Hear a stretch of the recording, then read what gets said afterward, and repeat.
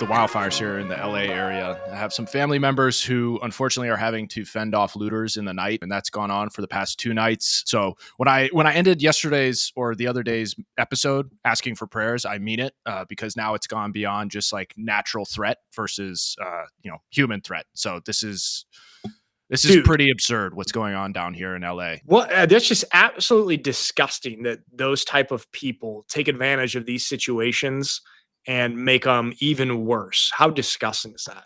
Yeah. Taking advantage of the plight of others is pretty despicable. So, just keeping that in my mind, and hopefully, again, asking for prayers from anybody who's watching this. The couple hundred people. Prayers for Scott and his family, and also prayers for me for my pimple. It's always about you, isn't it, Nick? Well, everyone was saying their grievances. It's airing grievances. The airing of grievances. Of equal grievances. I wanted to show you guys this. So we talked about when Shane Gillis was on College Game Day, and he was going at Coach Nick Saban and telling him that, the SEC cheats. And we got this funny clip that gives even a little bit more context to that, because we were talking about how Saban seemed to really take that personally. Scott, will you throw this up, please? That's why I spazzed and talked on Saban, because he was like, what do you think about the game? And I was like, I don't know. Nick Saban cheated. It was just a full spaz. It was so good, though.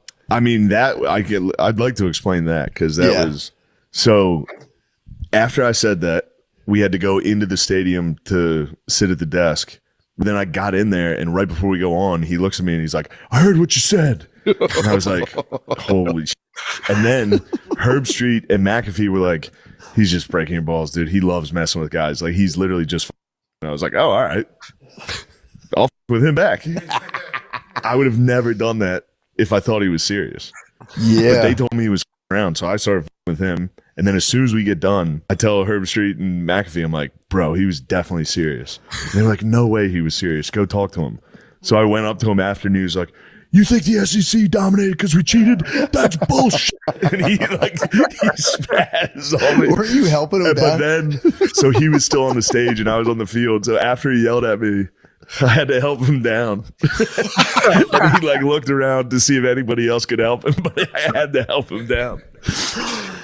So that is what we got. Shane Gillis giving a little bit more color to the situation with him and Nick Saban. I mean, we talked about that. Like, Saban took that so seriously, and we thought that he was really taking it personally, but getting this perspective also off camera from Shane, like, the dude really took offense to that. Oh yeah.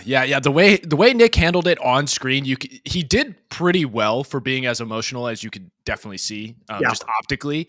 He did pretty well in answering it, right? But the behind the scenes is what everybody wanted to know. Like, how did this go about? It's awesome that Pat McAfee and Herb Street kind of threw Shane under the bus there.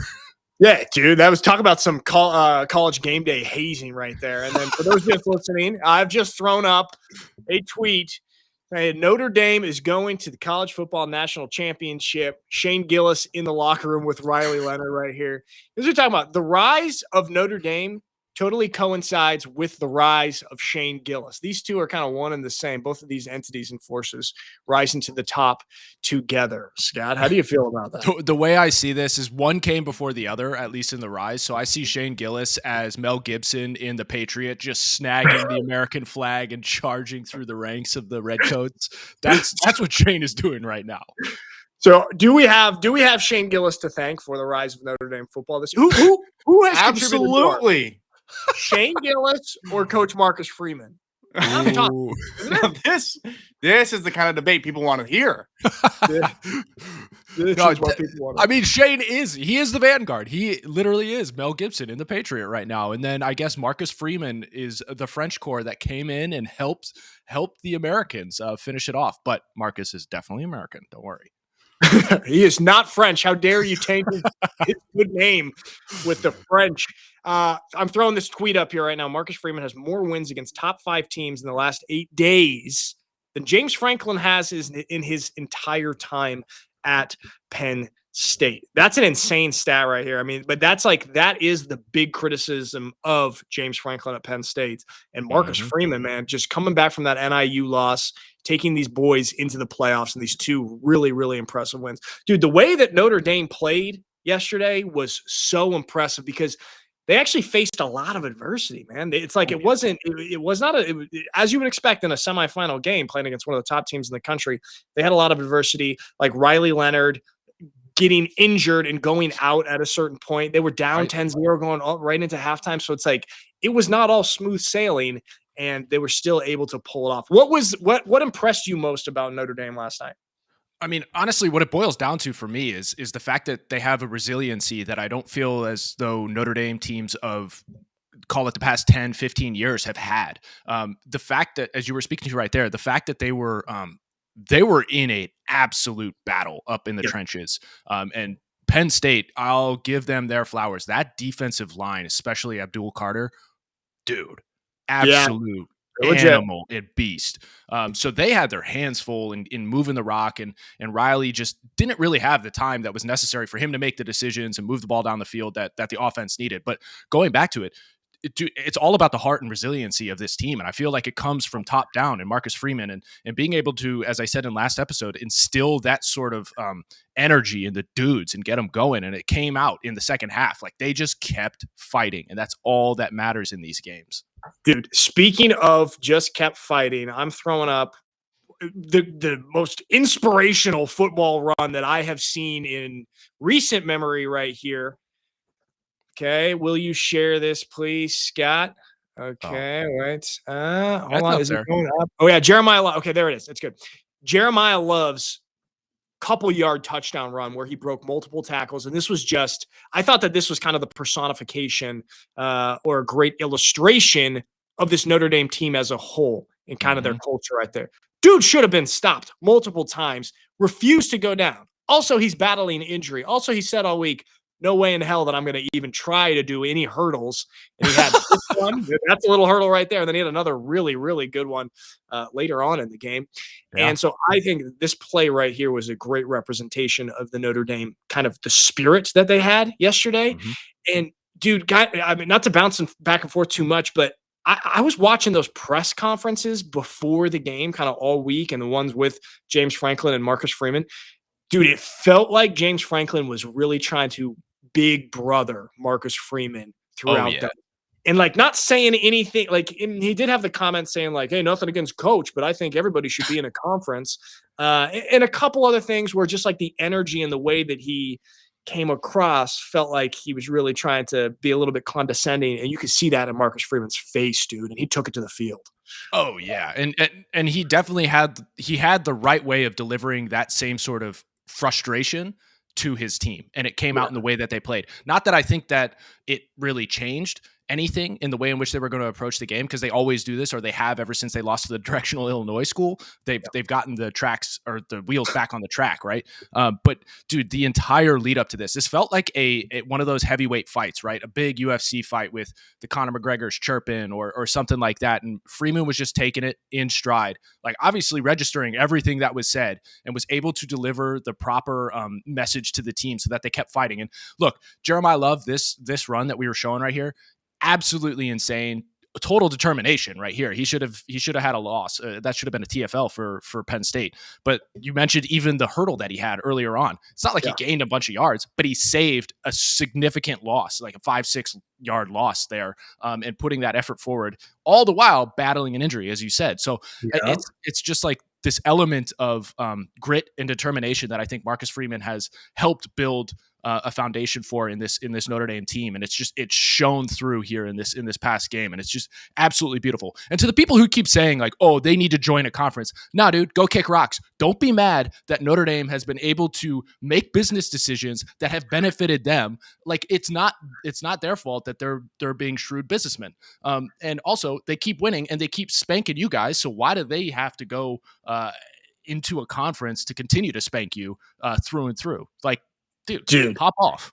Hey, you're talking to me about 6 weeks ago, 8 weeks ago right now, okay? Because I was one of those guys and they're like, dude, Notre Dame should join a conference, bro. I told you I am like a born-again Notre Dame admirer. Like, there we go. Won you over. With the lack of Georgetown having a national powerhouse football team or a 1A football team at all, Notre Dame has caught my attention here. And I like to do because I think now I forgot what the actual figure. I think it was $20 million for each school, each team that makes it to the national championship, but that gets split with the conference. Mm-hmm. Notre Dame gets to keep all of that, dude. Yeah. They get to keep all that. It's crazy. I don't know off the top of my head if they win the national championship, but each game that's played within the CFP, each school gets a paycheck, a game check for it that has to be divided up. So I don't know if that's an aggregation of all of the games that they've played or if it's strictly for the national championship. So it could be even higher. But going back to this, it's just there's no rhyme or reason for them now. And maybe somebody had the people who are going against Notre Dame and saying they need to join a conference, maybe they had a leg to stand on when Notre Dame would always be put on a pedestal and put in positions, and then they ultimately falter. But this year's different, man. Like, obviously things have gotten right in the organization, within the university, and in the football program specifically, to where they have earned this spot. They have won 3 straight games to get to the national championship against 3 of the top teams in the nation. So for people to point to the schedule being like, oh, it was so easy, XYZ, all that kind of stuff, and they just schedule, patty cake games. Dude, it doesn't matter. They're a legit team. They have beaten all of the teams that have been put forth and put in front of them. So the argument falls apart right there that they need to join us a conference because of the easy schedule leading up to this. It's like, no, dude, they're legit. Dude, they're beating all of the difficult, hard teams to beat right now at the end of the season, except for NIU. We'll forget about that. That was a good turning point for them. They needed it. They needed it. They needed Swift kick to the ass. Will get a lot of people moving in the right directions, and it all matters. It's like you talked about this. I think it was Epictetus who came out with this. It's like life is 90% life is 10% what happens to you and 90% how you react to it. I don't know. Maybe I butchered that, but that's what it is. And I love you. I love you quoting me, quoting the Stoics. That's my wisdom. Like, thank you. Yeah, I did talk about it. Welcome. You know what? I created that. No, but it's serious. That they took that loss and they reacted in the right way, got the wheels back on track, like I said, and have moved forward in such a spectacular way. So, like, if you can't tell, I'm on cloud 9 right now outside of what's going on with the Wildfires here. Yeah, you just got to feeling pretty good about your football life right now, but also not like that. That was how this team reacted and performed within this semifinal game as well, with the adversity in the first half, with Riley Leonard getting knocked out, and dude, the backup quarterback, I keep forgetting his name, the Italian guy, Angeli. Mike, he's one of us. That's offensive. Just pop in. That's offensive. It's actually offensive. But he went 6 for 7. Hold on. I have a hilarious tweet about the Angeli guy. Let me find it really quickly. It's very funny. Okay. He makes fun of our cultures, Italian and Irish, and kind of the here it is. Riley, we throw that up, please, Scott. Riley Leonard saw an Italian trying to take his job, and his genetic Irish memory entered fight or flight mode. It's like, bro, Riley Leonard saw Angeli getting on the field, balling out. He was diming it up 6 for 7 while he was in there. And Riley Leonard was like, coming back from that, I'm not letting an Italian guy take this job from me. Back in the day, man, Mikey, you remember Grandpa used to tell us the Irish and the Italians hated each other. It was like such a big deal, him and Grandma getting together because he was Italian and she was Irish, and there's a big clash right there. So there's a real thing. Yeah, have you seen Gangs of New York? I mean, that was very real. Just a battle to the top of the bottom. That's what it was. It's a beautiful thing that sports can bring together these two cultures, and these guys can operate on the same football team together while still competing for the spot. But Angeli came in and would look good. This I wanted to bring up because this was such an impressive response from Coach Freeman after the game. They just won the Orange Bowl. They are sent off to the national championship. And this is your tweet. Good job. Okay. Oh, thank you. I didn't realize this was your tweet. I just saved it. Here it is. The first black head coach to go to a national championship game in college football. Just hearing that response alone, how much does this mean to you? You know, I've said this before. I don't ever want to take attention away from the team. It is an honor, and I hope all coaches, minorities, black, Asian, white, it doesn't matter. Great people continue to get opportunities to lead young men like this. But this ain't about me. This is about us. And we're going to celebrate what we've done because it's something special. Scott, tell me, why did you feel the urge to tweet that? Yeah, it was one of those things that I was like, aside from him being a Notre Dame head football coach, a man was put in a position right there in a moment of his life where he realized the consequences of his answer would have ripple effects throughout the entire, honestly, nation, because he knew he was on national TV and his team that he was leading. So he took that moment. I love that he paused because you could see the calculations running through his head. It's like this answer has massive effects on so many different people, on so many young people who are watching this game. And the way in which he answered that is just absolute masterclass of character. He took it upon himself to not shine the light on him and shine it on everybody else who fought for that win, which is his team. And he also delivered a message that is so sorely needed in this environment, in this culture right now, especially as a leader. And this is the guy that you want leading your team. It's not about him. It's about the team. It's about everybody else. And it's also not about the color of your skin. It's the content of your character. And he delivered it right here in an absolute perfect way. Dude. Chef's kiss right there. Seriously. I mean, I do love that he paused right there also, because you're right. You could really tell that was a thoughtful answer right there. It's such a unifying message also. And to first of all, shine the spotlight back onto his team, when in reality, he does deserve a lot of this credit for setting the culture of this squad and what this team has done. But just shining that spotlight right back onto his players and all those young men that he's helped lead, super impressive right there. And then also when in his message, it was so unifying, saying like, it doesn't matter what race you are, what your ethnicity is, what your background, these immutable characteristics that we have no control over. What matters is that great people and great coaches get the opportunity to lead these young men. And I think that was just a super special response to it. And just like the more I find out about this guy, the more I love him. I also did not know he has 6 kids already. He's 38. Yeah, dude. He converted to Catholicism as well. I think 2 years ago, 3 years ago or something like that, because his wife was Catholic and so on and so forth. But again, I go back to this. The man realized this was such a consequential question, or his answer was so consequential to the future of so many people, and him understanding the moment and just absolutely delivering a home run, if not a grand slam in this answer, is exactly what the world needs to hear. Sports world, definitely, because we've heard so many times it's so easy, or it could be so easy for a man in that situation to really take the bait. Because there's so much gain to be had, whether it be financial, social, within a certain side and a certain way of thinking, if he answered it in a very different way, or if he took that flower and ran with it and was just like, yeah, I am the first, so this is really cool and this is like incredible. He was able to take a step back and realize that this is a long-term game, not just for me and my family, but he was probably thinking about his kids in that moment too. I mean, he's like, this situation is so much greater than that moment. And that's why I keep saying, this is the dude you want for anybody who has kids who are playing high school ball or anything like that. This is the dude you want leading your young man and helping mold and develop, because clearly that's at the forefront of his mind.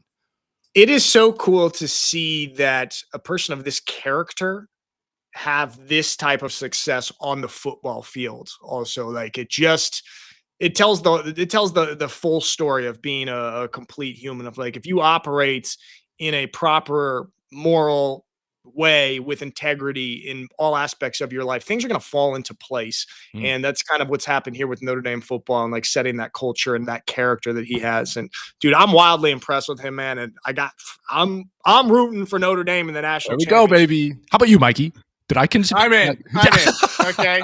The 6 kids got me. At first I was like, what kind of lunatic would have 6 kids? And then I remembered. But the thing is, okay, that him answering that question, right, and not riding the high of the emotions in that point, and obviously it's a big moment for him, but seeing him step back and not give the emotional answer, but to literally watch him see his emotions go over him and kind of watch him in the stoic way and think more long term about his answer. That's an exact reflection of why he's such a great coach. He doesn't ride the emotions. He's cool and calm and collected, and that's why these guys love him so much. These players. Yeah. I'm a Marcus Freeman fan. So Mike, who is making you like Notre Dame more? Is it Marcus Freeman or is it Shane Gillis, or is it kind of an equal? It's actually now it's an equal combination. At first it was Shane Gillis, and then I actually watched this guy talk. There we go. Congrats to Notre Dame, Penn State. Well, really quickly, James Franklin. This dude can't win the big game, dude. If you're Penn State, is he in any way on the hot seat there? Because he's had a ton of success. He's got a great record overall, but these big games he cannot win. Yeah, I mean, there's obviously some sort of uptick in the temperature on that seat, but ultimately, Penn State's one of those organizations that I always see very similar to like an Iowa. They're always going to be in contention in the top 20, call it top 25, on good years, obviously top 10, top 5.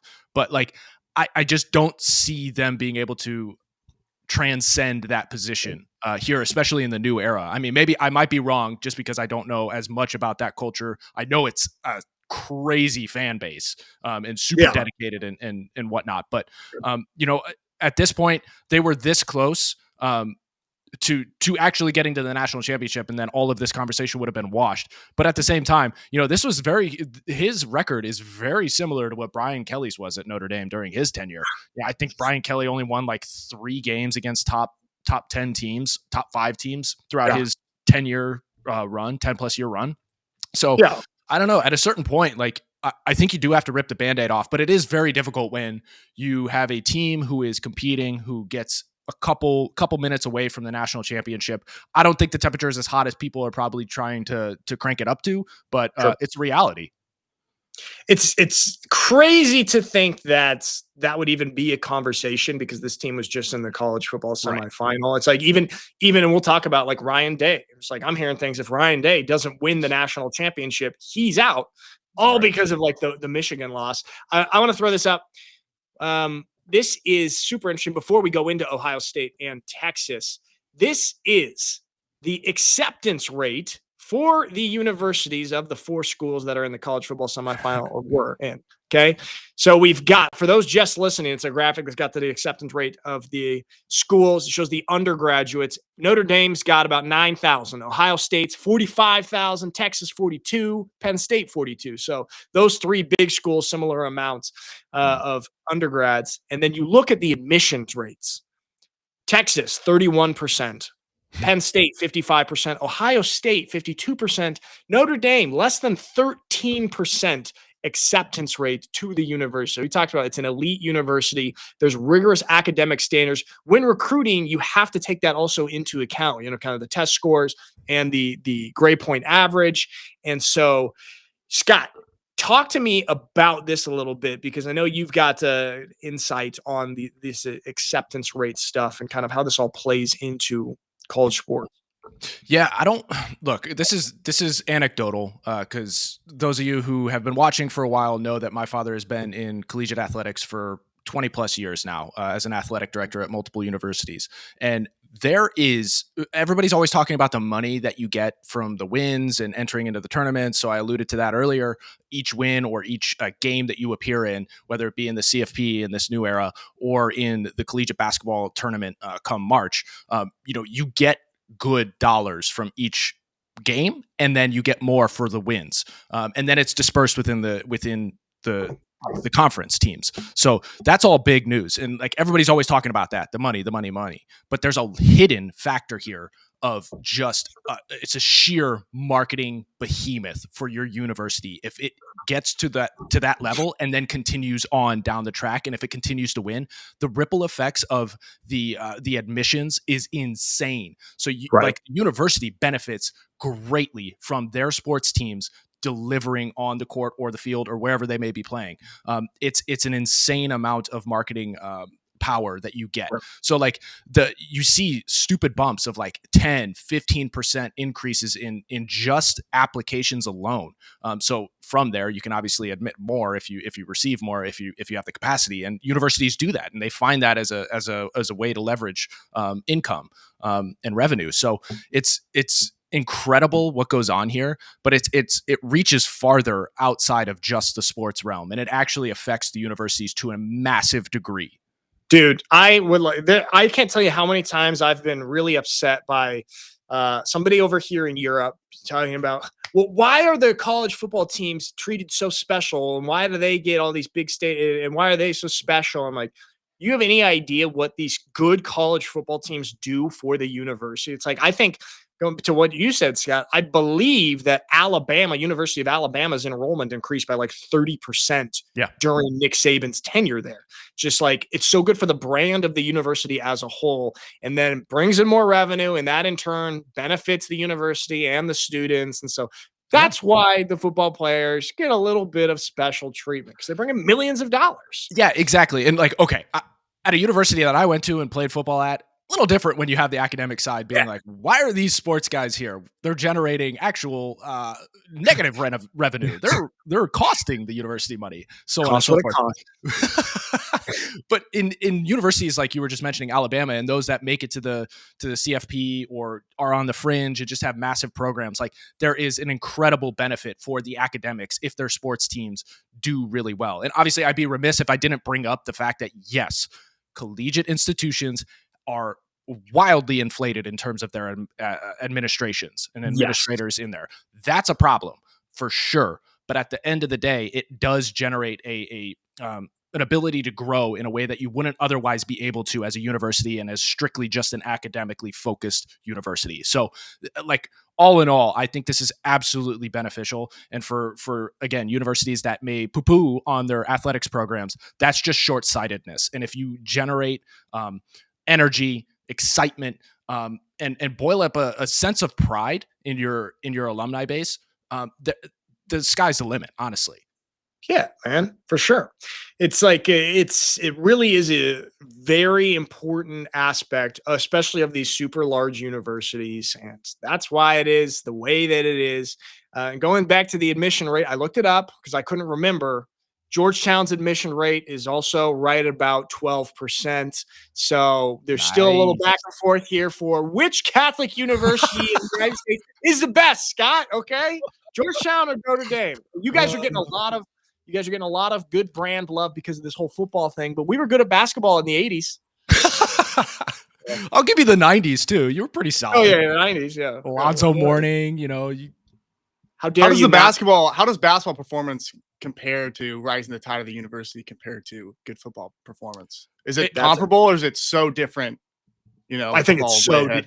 I think football's way. Yeah, go ahead, Scott. Sorry. Well, I was going to say it is different for universities like Alabama, right, where you have an absolute monster. SEC universities in general have a larger disparity, but in terms of like it being the second most, I mean, those two sports are miles and miles apart from anything else below. So basketball, especially if your school doesn't have a football program, if you're just a basketball centric school like a Marquette University or something along those lines, dude, basketball is nuts because the alumni base has that as their, that's their banner program that they can hang their hat on and they can donate money to, and it gets them energized and excited and prideful in their alma mater. So, basketball generates stupid money as well, especially if you're consistently making it to the college tournament. So it's tough to compare apples to apples, but it's definitely a sweet fruit for universities. Which college do you guys think has the best combination of elite basketball and elite football? Which university? It's kind of a tough question. Yeah, that is. Oregon State has some good baseball. Very true. Good baseball. Oh, Beavs baseball. Great baseball. It's actually really great baseball. Very random. Baseball players would bully us football players on campus. Steal our lunch money, push me in the locker, stuff like that. It was a weird dynamic. They'd a lot walk like around high with school. hats. the power dynamics there are very unnatural. Like in nature, the football player would actually bully the baseball player, but it's sort of this artificial flip at Oregon State. Yeah, it's actually kind of crazy because the baseball players get to walk around. Obviously, they're 2-time national champions during my tenure there. So they have all the excuse in the world to be top dog on campus. But it is weird, being bullied by a 160-pound baseball player with all these football guys. They walk in, they get to take control over the weight room. It's interesting. Mike, that's bad how for our confidence as a team. That's why that's why you guys sucked. That also was how it was at Georgetown with our football team, and then the basketball team took precedence. The basketball team was the big dogs on campus, and so they would boot us from the weight room as well. So I relate to it. It's really. Scott, how was it at Yale? Who was the big dogs at Yale? The chess club. Chess club bullied. It's actually equestrian. No. Or the polo team. The polo team. No. It's one of those situations with the football team. We had so many dudes, and while we may not have been wildly successful during my stint there, we still pretty much dominated. And I would say look, the hockey guys and the lacrosse dudes probably had much more of a leg to stand on because they were far more successful, won national championships, got to the finals, all that kind of stuff within collegiate sports. But they had their own workout areas. So we dominated the main workout spot. We didn't have to deal with them. They were the special ones. Nice. Okay. Going back to your question, which university I think does the best job or has the best two programs? It's hard to pinpoint a singular one, but I think if we're talking about conferences, I think it's the Big Ten through and through has the best combination of football and basketball in terms of success across the board. It's tough because the ACC is obviously stellar in basketball or has been, but football is kind of up and down. You never really know. Now they might be riding high with Billy Boy. Probably not. Okay, just going back. I think that's a good answer. I got to think more on that. Lastly, just because we're talking about it, will you throw this up, Scott? This is cool. Notre Dame hockey scene. Jeter kicked the game. Come on, Betsy. 41-yard attempt. Jeter. Snap and hold are good. That's sick. The boys. Now that's something that is very cool, unique, and special about American college sports right there. And kind of you have these different teams on campus that are operating under the same umbrella. They're all sort of part of the same team in a way, and you see that right there with Notre Dame. So it's cool to have teams on campus rooting for each other, going to each other's games like that, which is a uniquely American thing. Okay, you're up. Take notes. That was a really cool video. My only question is, who set up the camera? Yeah. Mike, why was it so staged? Hey. Who happened to put their phone down there? Mike, as a vlogger, you don't ask questions who set up the camera and why were you motivated to set up the camera. Just appreciate the shot. Okay, man? Yeah, that's okay. Sure. Don't get into my motivations and our motivations for setting up the camera. All right, we got to move on really quickly to Ohio State, Texas. They're playing tonight. We'll talk more about that on Monday. But will you toss this up, please, Scott? Yes, Big sir. question. Who has more pressure to win this game and get to the national championship and perhaps win a national championship? Ryan Day or Steve Sarkisian? This tweet that I have thrown up right here says, most pressure to win a natty, Ryan Day again. Yes, Ryan Day. And then Sark, and then Franklin, and then Marcus Freeman. Do you agree with this? Do you think that Ryan Day has the most pressure to win the national championship? I say out of that group, yes. Out of this group. Yeah, solely due to the fact that we've all heard the leaked rumors of them having a $20 million roster and all that kind of stuff.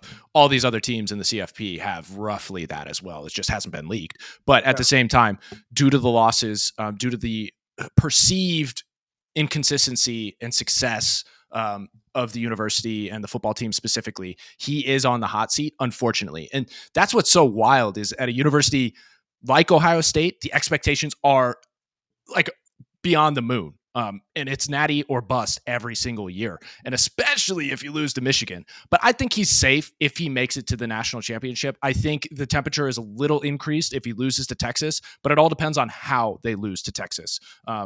But I don't think that's going to happen because I mentioned in the last episode, they're churning on all cylinders ever since that loss to Michigan. Will Howard's playing out of his mind. Chip Kelly has that offense just buzzing with Jeremiah Smith. Like, dude's an absolute animal as a freshman. And then you got Sawyer on the other side. It seems like that flag plant really, really energized him to play at a different level. Yeah, that's a good point. That Michigan game is kind of like Notre Dame's NIU loss right there. Galvanizing. Yeah, and it is important. It's like heartbreaking, of course, but also right before like playoff time, and it's got them in this mode where they really are firing on all cylinders. And we saw Texas playing against Arizona State in the quarterfinal, who looked good at times, but really played down to them. Do you think that Texas will be able to play up to Ohio State? I'm not going to write them off. I think they will come out swinging, especially in the first half. It's all a matter of keeping that momentum, though, and keeping that energy high. I think it's going to be very difficult to contain that offense the way they're playing right now, Ohio State's offense. And we saw there were holes and gaps in how Texas's defense was playing this past year. I don't think I have as many doubts about their offense and how Quinn Ewers is playing and leading that charge. It really comes down to how they're going to play defensively. And there are question marks, but at the same time, if they get a few stops, if they show that they can dominate up front in the trenches, I think this is going to be an absolute slugfest, similar to what we just saw in Penn State and Notre Dame. Yeah, big if, but also if Ohio State is be able to have a track meet like they did against Oregon, I think that this could be a little bit more lopsided than some people might expect. I think. What side? Ohio State. I think Ohio State's going to win by 2 scores or more. Okay, that's what I. Okay. Right? Nick's got his prediction. What's yours, man, Scott? I know I have brown hair. Somebody say Mike. I'll give you my prediction. Okay. I think Ohio State's a better team. I think they're much better under bright lights, big scenario, big games. Okay, but Matthew McConaughey. Depends on what he says on the sideline. Depends on what he says in the locker room. He could bring that extra spark. You see what Gillis did to Notre Dame, okay? You don't see that celebrity power on Ohio State's sideline as much. That's key for big games. You need that extra magic. Ohio State does not have an A-lister on their sideline. That's why Penn State lost, too. So you're right. That's a great point. Thank you.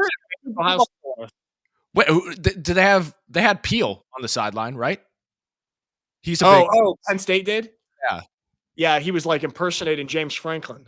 He's no McConaughey, though. I give you that, Mikey. That's for sure. He's no McConaughey. Yeah. And also the fact that this is down at the Cotton Bowl, I think there is a slight advantage for Texas just in terms of environment. And we showed in the last episode Ohio State practicing with a bunch of just artificial crowd noise and everything like that. Sure. I don't know how that's actually going to affect them.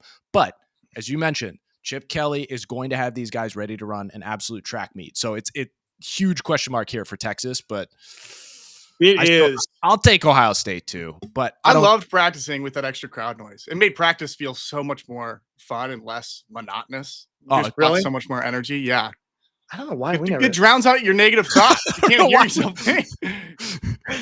I know why we didn't practice without crowd noise. We didn't have a crowd. We didn't need to practice for that because we had 400 people at our games. So that good for you, I Mike. do think it helps.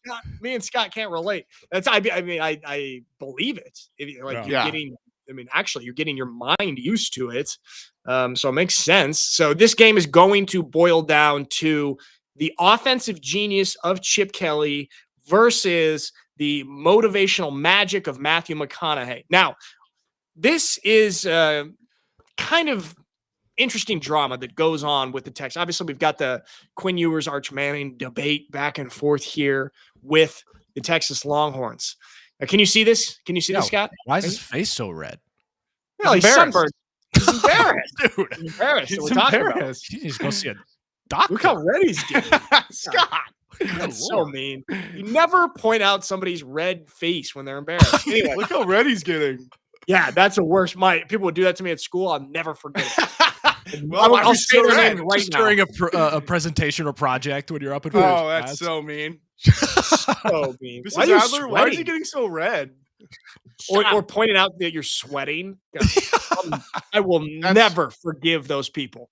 Those are criminal. That's criminal activity. As someone who's a profuse sweater, and probably have a medical problem, Hyperhidrosis. to point it out, it's the same as making fun of somebody in a wheelchair. You know, it's a exactly- medical situation. It's the exact same. It's the exact same. So You can cut that part out. Intersectionality.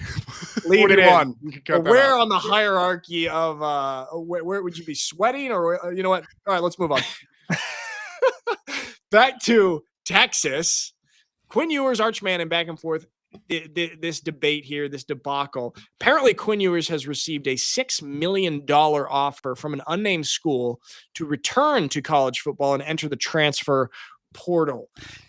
Thoughts on this? I mean, he's not projected as being one of the top quarterbacks in this draft. And this, if this is real, do you think that he does, is this a smart move for him? Also, thoughts on just like the whole back and forth with him and Arch Manning, because Texas says that Arch Manning is going to for sure be the starter in 25. Oh, I didn't know that was set in stone. That's wild. And I think that adds a whole nother element to my answer here. So look, all that I know and everything that they've put out there is there's no animosity between Quinn Ewers and Manning and Arch Manning over there. Right. It's very, very akin to say, I just started Enigma, the Aaron Rodgers story and everything like that. Yeah. I feel like it's very similar to a Brett Favre, Aaron Rodgers sort of relationship down there. To the dollar amount that he's getting, I think just outside of him, I think this is going to play a big role in a lot of guys' decisions moving forward and how much they can get paid and continue playing in college ball versus going to the NFL, which, as we know, is a meritocracy to the nth degree. And boy, if you don't make it within 2.5, 3 years as a quarterback, definitely, you're going to have a tough go. Josh Rosen, shout out. It's like it's one of those situations where get money, like $1 today is worth more than $1 tomorrow sort of thinking with a lot of these guys. And I think if you can garner a paycheck like this, it's going to make guys pause, even guys as good as Quinn Ewers and as high on the draft board as Quinn Ewers may be if he were to leave. So I don't know who's offering him that number, but that's nuts. What if, hear me out. What if it's North Carolina? Billy Belichick. Ooh. Is that You the take rumor? that offer. That makes a lot of sense. You take I think you leave. You don't want to be in a situation where, like, you want to be in a situation where you're the guy, not where you have to look over your shoulder every 5 seconds. And with a name as big as Arch Manning, like, I think you get out, you take the money, go where you really wanted, not to where there's whispers of the guy behind you. That's a good whisper. Josh Rosen isn't even in the NFL anymore. He's gone. No, I don't know where he is. I saw his We need you to do a LinkedIn deep dive, Mikey. I'll do a deep dive. I think he's Finding selling Josh timeshares in Rosen. Florida. Yeah, he's selling something. I just saw his LinkedIn profile going viral on Twitter. So add him on LinkedIn. See if we can get him on the show. Scott? If there is credence to that rumor, which I wasn't aware of to this point, if there's credence of him potentially going to North Carolina, I think he takes that and stays in college ball because, one, that's a full year of development under the GOAT of NFL coaching. And if you want to get right before you enter into what's going to be a chaotic organization, because he's as good as he is, he's going to go to one of the higher draft picks, which, generally speaking, terrible organizations. So get right for a year under that sort of mentorship in Bill Belichick so that you enter into the NFL at an absolute wild level, cognitively and just game speed and everything like that. So you can understand it from the mental side, and then you're in such a better place as opposed to having to develop through chaos for a year in the NFL. So I think he takes it if that's true. Yeah, imagine that. You get a transfer, you get $6 million, you get to play under Bill Belichick to kind of prepare you in your final year to send you off to the NFL with some great development right there. That's an ideal scenario. So I don't know. These are just rumors. They're floating around. We'll see what happens. I like them. I like it a lot for Quinn Ewers. It's crazy though, dude, to have such a well-known backup right behind you. Arch Manning. It's like they did a cool commercial together where they kind of played on that. I don't know if you saw it. But it must be an interesting dynamic there to have that.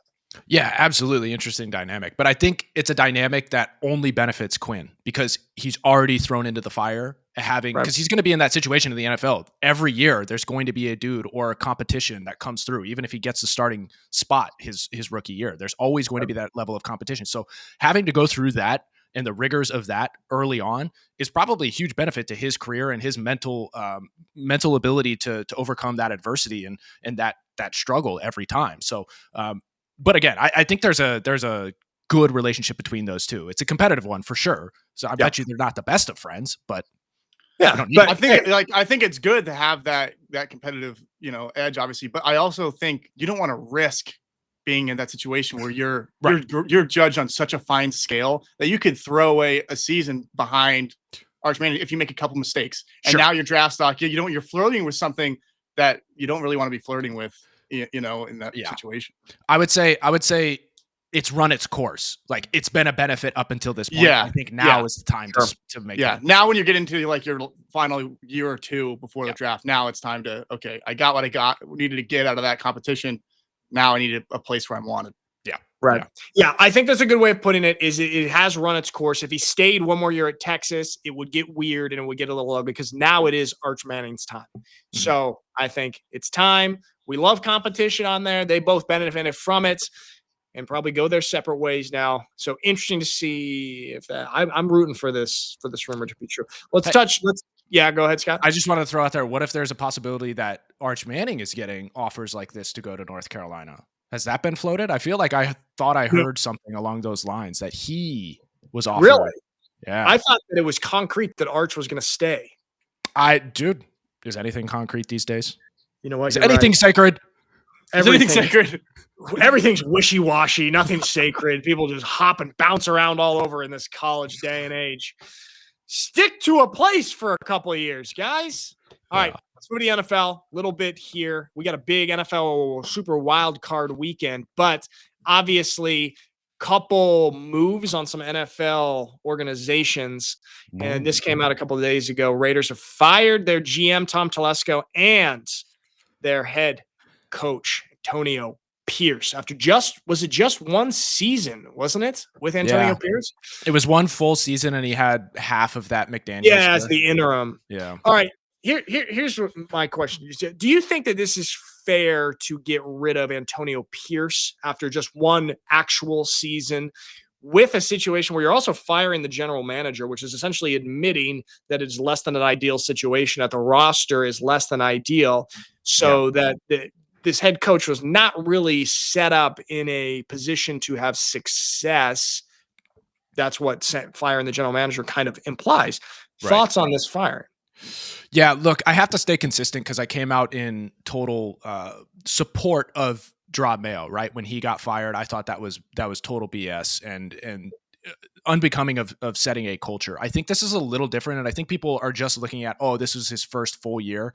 Look, he's been part of the organization, as I said, for a year and a half, and there seems to be a little bit more of like a tumultuous process throughout his year. I'll still say it's unfair. I think most coaches deserve at least 2 years to really instill their culture in programs and organizations. But we touched on this before. It's owners are now at a point, and I think for how rich the Davis family is and everything like that, they are not the richest of all of the owners, and they need to get right. And now that they have Tom Brady in the helm, that may have pushed sort of the drive to be better sooner in Davis's decision here and just cleaning house. But ultimately, it's a tough go to get fired after a year. I don't necessarily agree with it. It has nothing to do with race, which I think people are just hanging their hat on. Absolutely nothing to do with race. Are people saying that? Yeah, they're essentially just because the Tennessee Titans GM also got fired after a year. But that one, you just look at it financially and how they were the highest spending team in 2024 to try and right their roster. And then ultimately they were one of the poorest performing teams on the field. So it's like, hey dude, we didn't have the right pieces. We spent a bunch of money. This is a poor sunk cost financial investment. We have to cut ties, but people are just trying to infuse the race element to this. And it's just like, dude, at the end of the day, this is a meritocracy, as I said, in the NFL, and it's about wins, losses. And then at the bottom line, literally the bottom line, dollars. So Yes. if you're not performing, those dollars aren't coming in as much as they want, and you get cut off. But I think head coaches probably deserve 2 years at minimum. Yes, I think I'm with you right there. I don't know. It has nothing to do with race, but also they should probably give coaches 2 years to try and develop a little bit of a culture here. It's almost an impossible ask to have someone turn a culture or turn a team around in that short amount of time, even, and it's just, so it is silly. The Raiders now are going to be paying 4 coaches because they're still paying John Gruden and then Josh McDaniels. Now they got to pay the rest of Antonio Pierce's contract and whoever they hire next. Yeah. And that's not good for the bottom line, is it? Yeah. It's going to be interesting to see how Davis functions here moving forward. Even more interesting is the fact that there are the rumors that Brady has reached out to good old Billy B down in North Carolina about potentially coaching for them.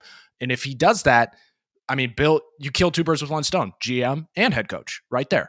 One paycheck. Yes, but no, that I Bill cannot have roster control like he had near the end in New England because he'll say he didn't. He had final say. Final say. Look at who the Patriots were drafting. They're drafting kickers and offensive guards. Like they never were drafted. I think only one skill. Yeah, lacrosse guys. So they're finding fishermen from Alaska who are pulling up. Okay, so don't give Bill any of this roster control here. That'll really suck. Yes, dude. I don't think that as the game adapted, Bill was not great at choosing talent. He had one skill position player that he drafted ever make the Pro Bowl, and it was Gronkowski. So it's like that's not even a skill position. He's not even really a skill. It's a big. You don't think Bill Belichick can identify skill position players? Is that what you're saying? Yeah. What did you say? Go at him, Mikey, please. Oh my God. Oh my gosh. He is the king of identifying diamonds in the rough. Guys, he's like, he has the Moneyball approach. He finds guys that can perform, that are underhyped, okay, that get the job done, that are team guys, that he can plug in like chess pieces, okay, that he doesn't have to pay these huge salaries to. He's not getting divas. He finds guys who have numbers. He looks at their combine and he says, okay, they got speed, they got agility, they got explosiveness. I can put that guy in my system and he can perform as well as any other guy because I can identify the way this guy moves, whatever. I think he's the best at identifying skill position, talent, slots. Mikey, how many letters did you send to him after your so many letters? Combine? I sent him my numbers. I said, these are the numbers you want, Bill. Remember? Bill. Notes. Remember? Mike, never return my call. You're right. He used to be. But as the game evolved in the last 7 to 8 to 10 years, he lost his fastball and he was still sticking with kind of the previous iteration of NFL football. And that's where he lost it, I believe. Well, I think that with Brady, you're able to, find guys like Brady can get the most out of those kind of guys as well. So I guess losing Brady kind of supports your argument, but I think that was a bigger part of it than him just losing. It was a tough ability. But that's a great point, Mikey, because if this happens, obviously Brady is going to be involved to a certain level. Obviously, there are some headwinds to that because he's now in the booth and everything like that. And I know a bunch of owners threw their hands up in exasperation that this was happening. But at the same time, it's somewhat of a re-team up if he were to go to the Raiders and kind of recapture the magic that was the Patriots over the past 20 years. I think also what Bill would probably do, and just like he did at UNC, is bring over his GM, what is technically the GM at UNC right now, Michael Lombardi, who has a long history of working with Bill, especially through the most successful years at the Patriots and even beyond that. And Michael Lombardi was a guy who cut his teeth with Al Davis back in the day in the Raiders in old times. So I think this is strangely looking like an actual possibility and all things aligning here. I also think that there is some stipulation in Bill's contract that he could actually leave before June 1st. June 1st, right? Yeah. It's a $1 million buyout after that. That is going to suck for UNC and Quinn Ewers, who is inevitably transferring to UNC. But does it? I don't know the ins and outs of this or the details on this. But if Bill and team moves out on June 1st to go back to the NFL, $1 million buyout, all that kind of stuff, I don't think UNC is left in the dust as much as you think, because I don't know what the parameters are for the transfer portal for guys. If they're able to capture a stupid good roster during from now till June 1st, trap the children. But they're not trapping him, because I bet you Steve, his son, will remain. And if there's that stipulation that he could potentially take over, there's that element there. Obviously, this is all speculation, but there's some continuity if Steve remains and there's still some sort of tethering. Oh my gosh. Can you explain further what this stipulation is that he can leave by June? I don't understand that. It's all speculation. I've only ever heard this through rumor and all that kind of stuff. And I don't want to speak out of pocket or anything like that, because no, that's what we do on this show. Speak from in your pocket. All I'm saying is there have been those rumors that within the contract, along with this buyout, the $1 million buyout June 1st, there's a succession plan that is put in place if something were to occur or if Bill were to leave. If this is actually what goes down, this is going to be one of the most amazing political stunt moves, Game of Thrones in sports history. And the more we talk about it, the more it makes sense, dude. And also, has he lost his fastball, or did he level up? No, I don't know. I might be. I don't know. Here, show the curve. Show him the curve. Look. Also, so Bill is using his legacy and his reputation to go on the recruiting trail. So it does seem a bit weird to see Bill going. The Hun School, yeah, old Jersey, Hun School of Princeton, and Bill on the recruiting trail right here. It feels a little bit strange. So the theory is that he is just recruiting all of these great players with his name to come to UNC, peace out, and that his son gets to coach these guys and have a good roster. And he goes to the Raiders. I like it. I like it. You heard it here on this show first, guys. Hey, Father of the Year. Look, I don't want to devalue his son and what Steve's done.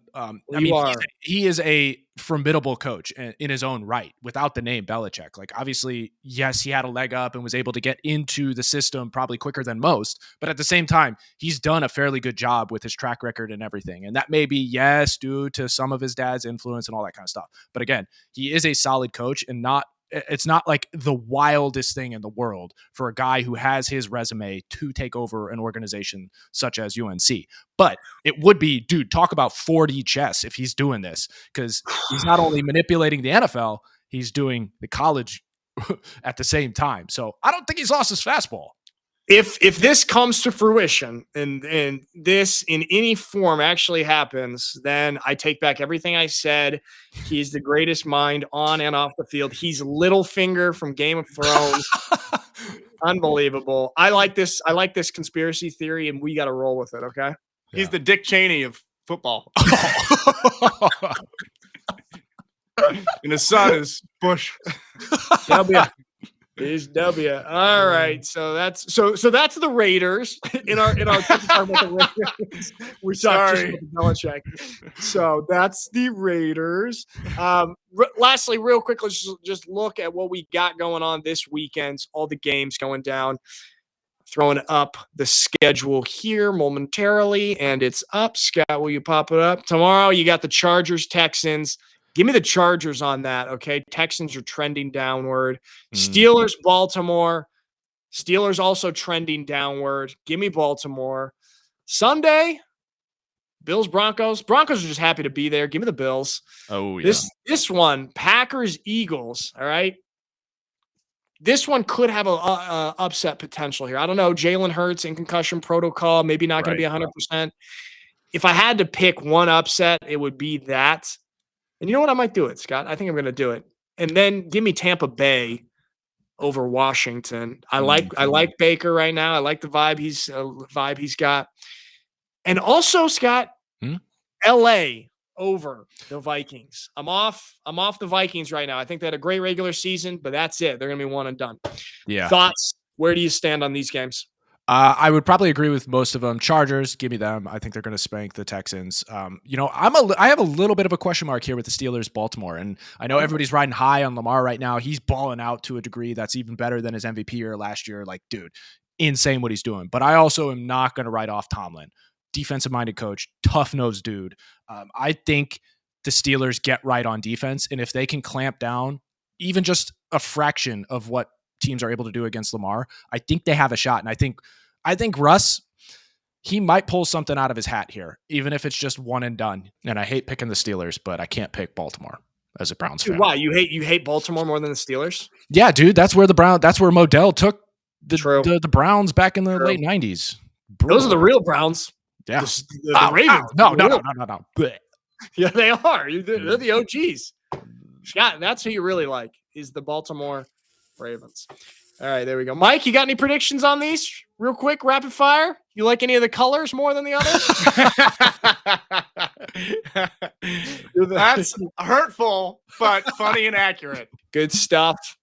And Scott, Yeah. good luck down there. Keep us updated, man.